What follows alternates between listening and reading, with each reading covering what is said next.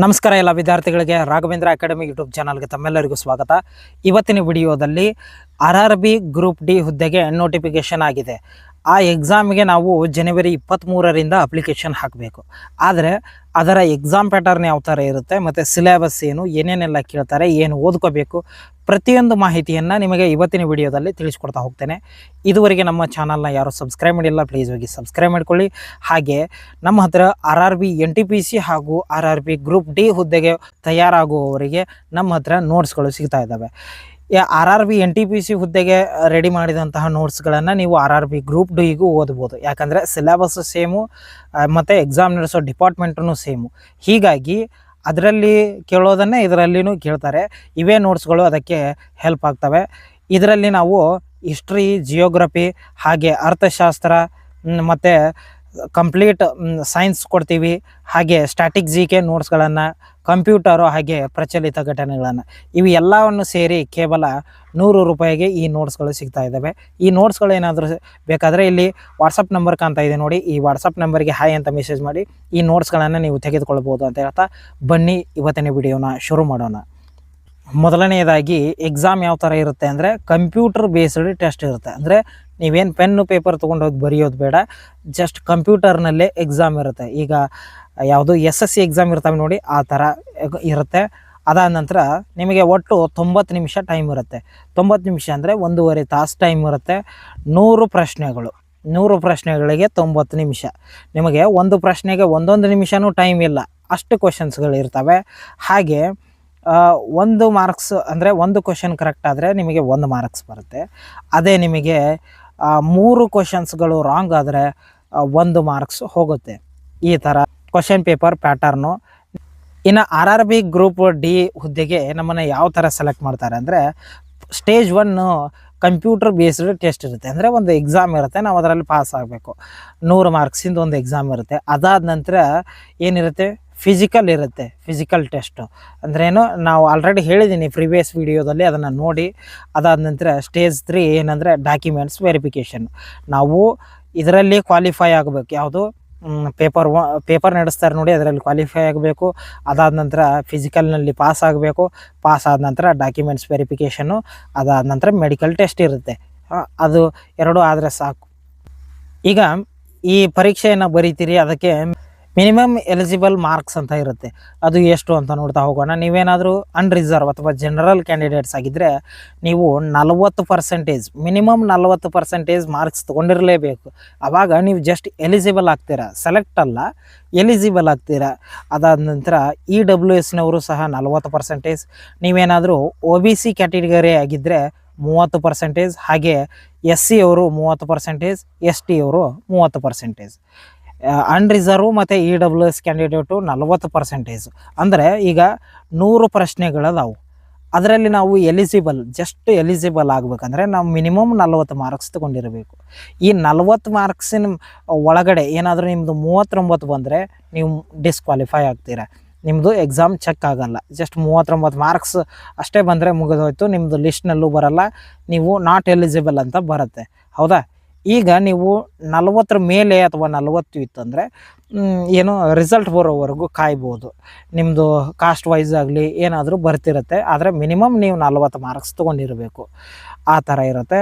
ಅದೇ ಥರ ನೀವು OBC ST ಆಗಿದ್ದರೆ 100ಕ್ಕೆ ಮಿನಿಮಮ್ 30 ಮಾರ್ಕ್ಸ್ ತೊಗೊಂಡಿರಬೇಕು. ಜಸ್ಟ್ ಫಾರ್ ಎಲಿಜಿಬಿಲಿಟಿ ಅಷ್ಟೇ. ಇದು ಸೆಲೆಕ್ಷನಿಗೆ ಇಷ್ಟು ಮಾರ್ಕ್ಸ್ ಅಲ್ಲ, ಅದಕ್ಕೆ ಜಾಸ್ತಿ ಬೇಕು. ಇನ್ನು ಎಕ್ಸಾಮ್ ಪ್ಯಾಟರ್ನ್ ಯಾವ ಥರ ಇರುತ್ತೆ, ಸಿಲೆಬಸ್ ಯಾವ ಥರ ಇರುತ್ತೆ ಅಂತ ನೋಡ್ತಾ ಹೋಗೋಣ. ಫಸ್ಟಿಗೆ ಜನರಲ್ ಇಂಟೆಲಿಜೆನ್ಸ್ ಆ್ಯಂಡ್ ರೀಸನಿಂಗ್, ಅಂದರೆ ಮೆಥ್ಸ್, ರೀಸನಿಂಗ್ ಪ್ರಶ್ನೆಗಳು ಎಷ್ಟಿರ್ತವೆ ಅಂದರೆ 30 ಪ್ರಶ್ನೆಗಳಿರ್ತಾವೆ. ಹೌದಾ? 30 ಪ್ರಶ್ನೆಗಳು 30 ಮಾರ್ಕ್ಸ್ಗೆ. ಹಾಗೆ ಜನರಲ್ ಸೈನ್ಸ್ ಎಷ್ಟು, 25 ಪ್ರಶ್ನೆಗಳಿರ್ತಾವೆ, 25 ಮಾರ್ಕ್ಸ್ಗೆ.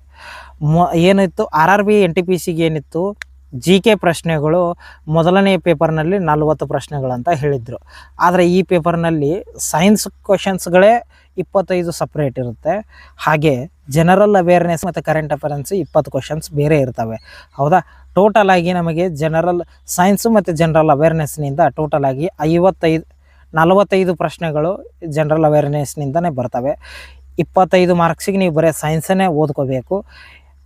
ಅದೇ ಥರ ಮೆಥಮೆಟಿಕ್ಸ್ 25 ಪ್ರಶ್ನೆಗಳು 25 ಮಾರ್ಕ್ಸ್ಗೆ. ಇದರಲ್ಲಿ ರೀಸನಿಂಗ್ 30 ಪ್ರಶ್ನೆಗಳು, ಮೆಥಮೆಟಿಕ್ಸ್ 25 ಪ್ರಶ್ನೆಗಳು ಈ ಥರ ಇರುತ್ತೆ.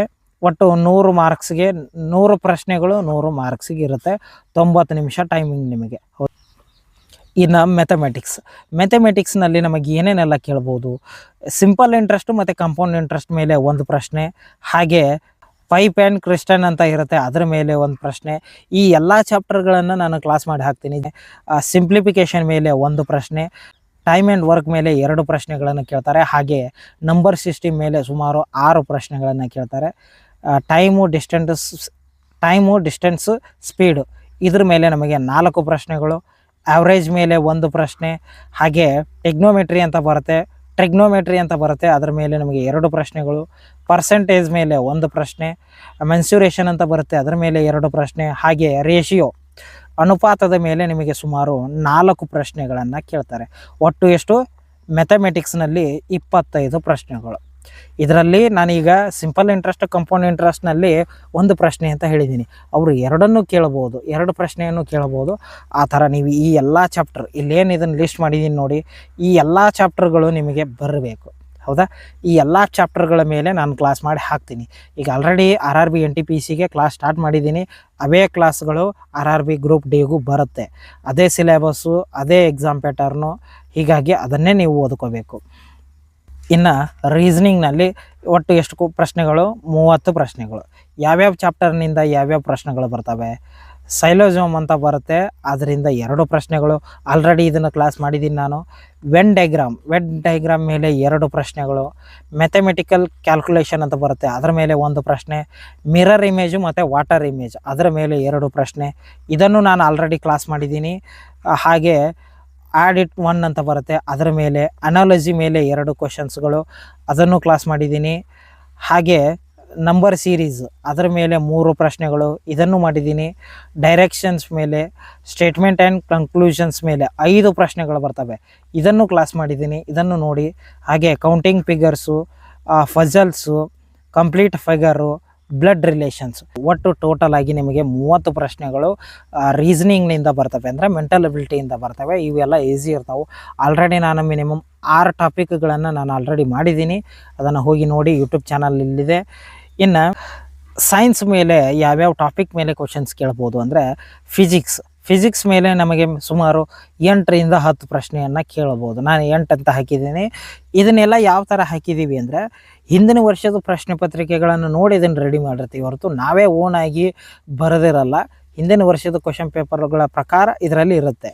ಅದಾದ ನಂತರ ಕೆಮಿಸ್ಟ್ರಿ ಸುಮಾರು ಒಂದು 10ರಿಂದ 12 ಪ್ರಶ್ನೆ ಬರ್ಬೋದು. ಹಾಗೆ ಬಯೋಲಜಿ 7ರಿಂದ 10 ಒಳಗಡೆ. ಎಷ್ಟು? ಫಿಸಿಕ್ಸು, ಕೆಮಿಸ್ಟ್ರಿ, ಬಯೋಲಜಿ ಈ 3 ಟಾಪಿಕ್ ಮೇಲೆ ನಮಗೆ 25 ಪ್ರಶ್ನೆಗಳು ಬರ್ತಾವೆ.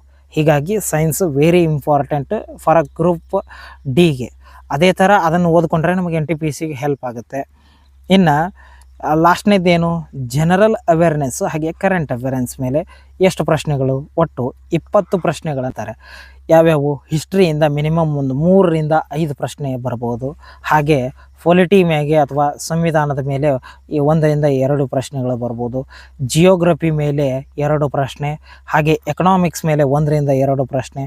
ಇಲ್ಲಿ ನೋಡ್ತಾ ಇದ್ರೆ ಕರೆಂಟ್ ಅಫೇರೆನ್ಸ್ ಮೇಲೆ ಸುಮಾರು 13 ಪ್ರಶ್ನೆಗಳು ಬರ್ತಾವೆ. ಆ ಕರೆಂಟ್ ಅಫೇರೆನ್ಸ್ ಜಾಸ್ತಿ ಓದ್ಕೋಬೇಕು, ಸೈನ್ಸ್ ಜಾಸ್ತಿ ಓದಬೇಕು, ಮೆಥ್ಸು, ಮೆಂಟಲ್ ಅಬಿಲಿಟಿ ಇವನ್ನೆಲ್ಲ ನೀವು ಓದ್ಕೊಂಡ್ರೆ RRB ಗ್ರೂಪ್ ಡಿಗೆ ನಾವು ಸೆಲೆಕ್ಟ್ ಆಗಬಹುದು.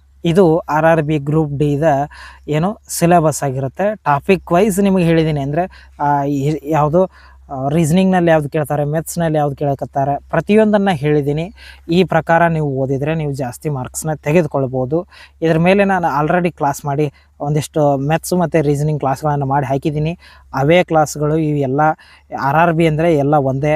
ಹೀಗಾಗಿ ಗ್ರೂಪ್ ಡಿಗೆ ಬರುತ್ತೆ NTPC ಕ್ಲಾಸ್ಗಳು. ಅವನ್ನ ದಯವಿಟ್ಟು ಎಲ್ಲರೂ ನೋಡಿ, ಹೆಲ್ಪ್ ಆಗುತ್ತೆ ಅಂತ ಹೇಳ್ತಾ ಇವತ್ತಿನ ವಿಡಿಯೋನ ಮುಗಿಸ್ತಾ ಇದ್ದೀನಿ. ಈ ವಿಡಿಯೋದ ಬಗ್ಗೆ ನಿಮಗೇನಾದರೂ ಡೌಟ್ಸ್ ಇದ್ದರೆ ಕಮೆಂಟ್ ಮಾಡಿ. ಹಾಗೆ ಈ ವಿಡಿಯೋನ ಆದಷ್ಟು ನಿಮ್ಮ ಎಲ್ಲ ಸ್ನೇಹಿತರಿಗೆ ಶೇರ್ ಮಾಡಿ. ಧನ್ಯವಾದಗಳು.